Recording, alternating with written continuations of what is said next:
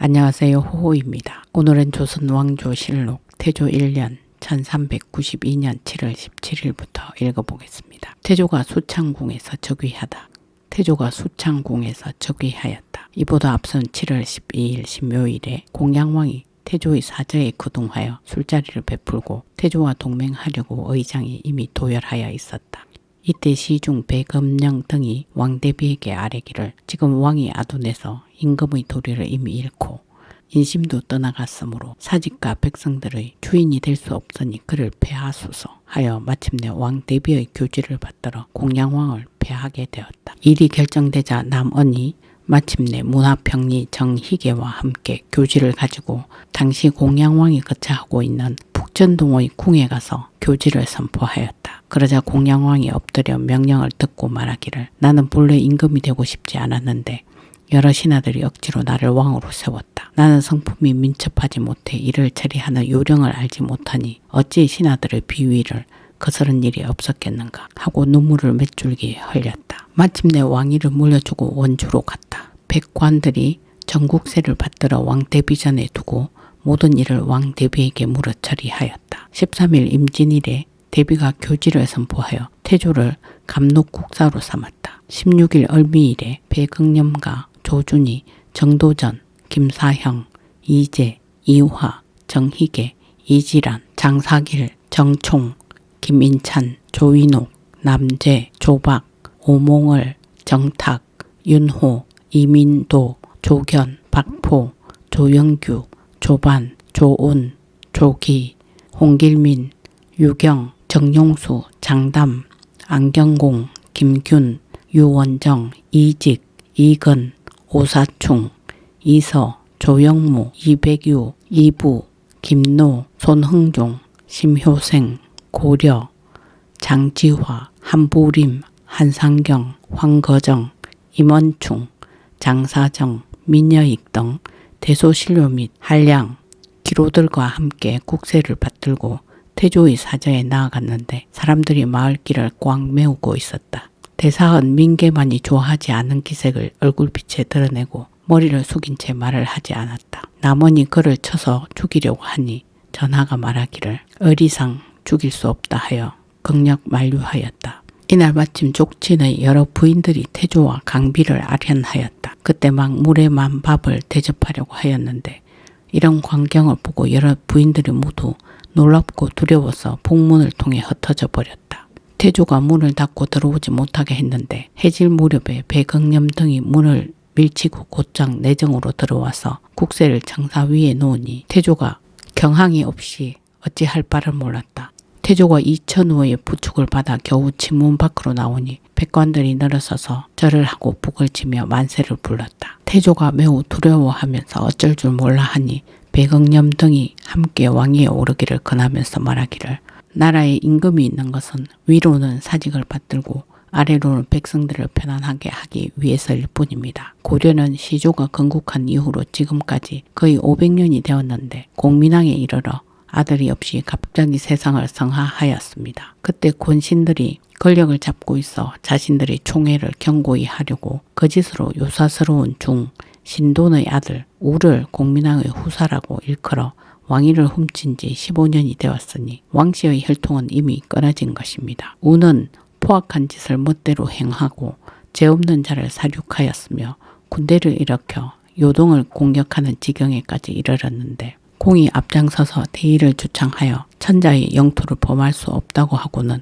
군사를 돌리니 우는 스스로 자신의 죄를 알고 두려워서 왕위를 사양하고 물러났습니다. 그러자 이색과 조민수 등이 신우의 장인인 이림과 한패가 되어 그의 아들 창을 왕으로 세우니 왕씨의 후사가 2번이나 패해졌습니다. 이때 하늘이 왕위를 공에게 준 것인데 공은 겸손해서 왕위를 차지하지 않고 정창부원군 공양왕을 추대하여 임시로 국사를 다스리게 하니 그의 사직을 잘 받들고 백성들을 편안하게 하기를 기대할 수 있었습니다. 이전에 신우가 저지른 죄악은 여러 사람들이 다 알고 있는데 같은 당녀인 이색과 우현보 등은 고집스레 자신들의 잘못을 깨닫지 못하고 신우를 맞이하여 복위시키려고 하다가 간악한 정상이 드러나자 자신들의 죄를 모면하려고 자기 당파인 윤희와 이초 등을 몰래 중국에 들여보내 망령대의 본국이 중국을 배반했다고 호소하고 친왕이 천하의 군대를 동원하여 와줄 것을 청하여 우리나라를 수탕하려고 하였으니 그 계책이 과연 행해졌다면 사직은 폐허가 되고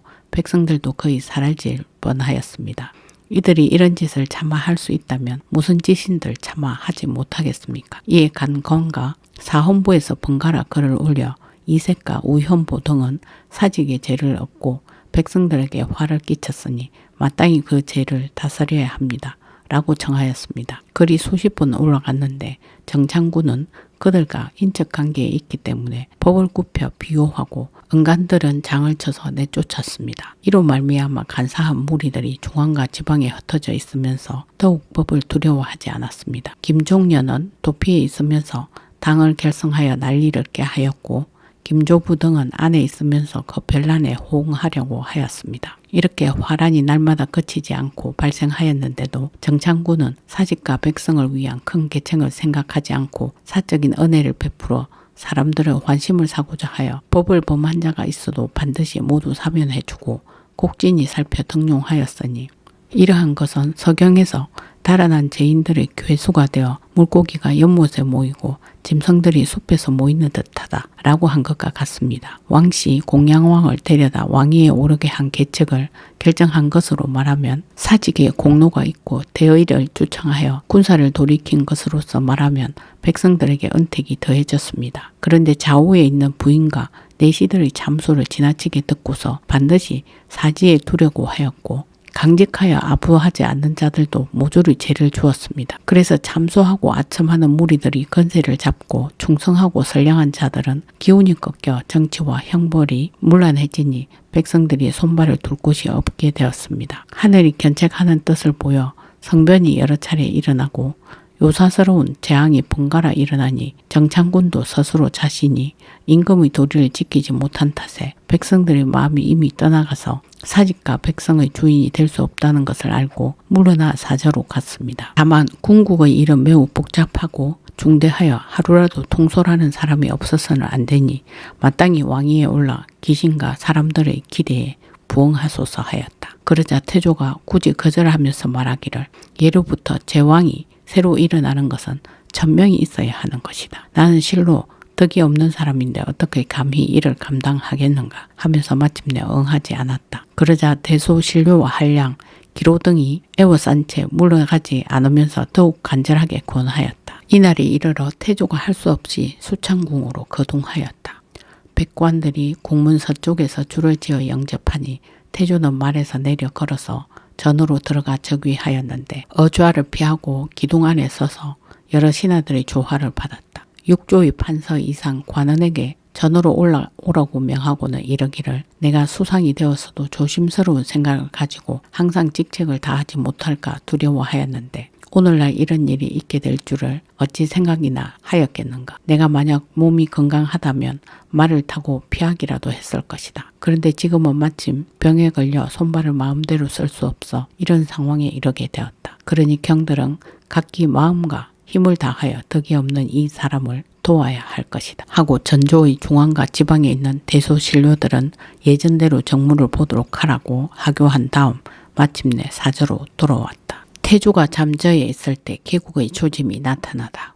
주상이 잠저에 있을 때 꿈의 신인이 검척을 가지고 하늘에서 내려와 주면서 말하기를 시중 경복흥은 청렴하기는 하나 이미 늙었고 도통 제영은 강직하기는 하나 조금 고지식하니 이것을 가지고 나라를 바로잡을 사람은 공 외에 누가 있겠소 하였다. 그 뒤에 어떤 사람이 문 앞에 와서 기이한 글을 바치면서 말하기를 이것을 지리산 바위 속에서 얻었습니다 하였는데 그 글의 내용에 목자가 대지를 타고 내려와서 다시 삼하는 강토를 바로잡을 것이다 라고 하였고 또 비의 주초 삼전, 삼업 등의 말이 있었다. 사람을 시켜 맞이해 드리게 하였는데 이미 떠나버려 찾을 수가 없었다. 고려의 서운간에 간직한 비기에 현목득자라는 말이 있고 또 왕씨가 멸망하고 이씨가 일어난다라는 말이 있었는데 고려 말년까지 발표하지 않고 숨겨오다가 이때에 이르러 보게 되었다. 또 조명이란 말이 있었는데 사람들이 그 뜻을 알지 못하다가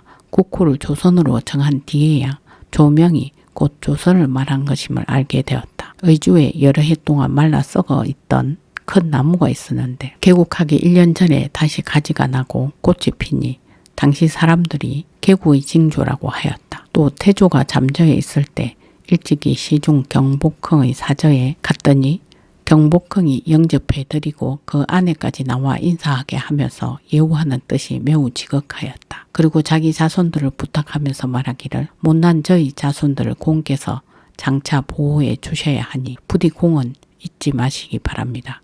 하며 매양 태조를 특별히 대우하였다. 태조가 간혹 정토하는 일 때문에 지방에 나가게 되면 경복궁은 언제나 고하기를 동한의 사직을 장차 손안에 넣을 것이니 전쟁터에서 싸우는 수고를 끓이지 말아서 능히 나라를 안정시키는 공을 이루십시오 하였다. 일찍이 운명을 점치는 사람인 해징이 사사로이 친한 사람에게 말하기를 내가 사람들의 운명을 본 것이 많았는데 이성계와 같은 사람은 없었다 하였다. 이에 친한 사람이 묻기를 타고난 운명이 좋더라도 지위가 총재 이상은 갈 수 없는 것이다 하니 해징이 말하기를 총재 같은 것이 어찌 말할 것이 있겠는가. 내가 본 바로는 군왕이 될 운명이니 그는 반드시 왕실을 이어 일어날 것이다 하였다. 또 전하가 잠저에 있을 때 삼군이 신경에서 사냥하였는데 전하도 거기에 갔다. 노루 한 마리가 나오자 전하가 말을 타고 달려가서 화살 한 발을 쏘아 잡았는데 10여 명의 왕씨들이 높은 언덕에 모여 서서